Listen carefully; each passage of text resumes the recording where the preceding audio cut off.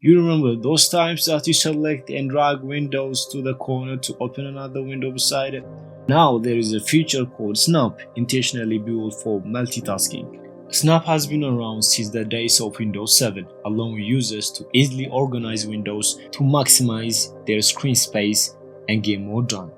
Now it's more easier and elegant on Windows 11 by just hovering to the maximize button or by using keyboard shortcut Windows key and Z to bring out the snap layout, in which that will let you choose exactly where and how you want to move that specific window or bring in multiple windows together from 2 windows up until 6 windows, in which on smaller screens you will have 4 option layouts, and on screens larger than 1080p you will have 6 layouts.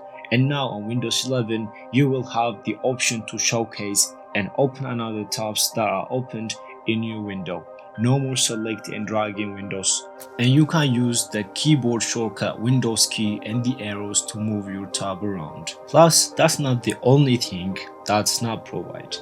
On Windows 11, once you use Snap and Snap layout to arrange your window, you can organize your favorite tabs exactly how you want it, and you can save it. Well, sometimes you gotta change things up and use the entire desktop or pull up a new window full screen.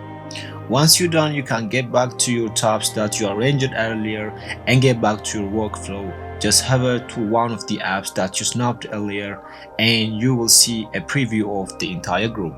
And the other good news for those of you who use a second or a triple monitor setup, if you snap a group of tabs while you connect it to your second monitor and disconnect, those tabs will minimize, and as long as you don't close those programs, the next time you reconnect to your second display, your snap group will come up right back.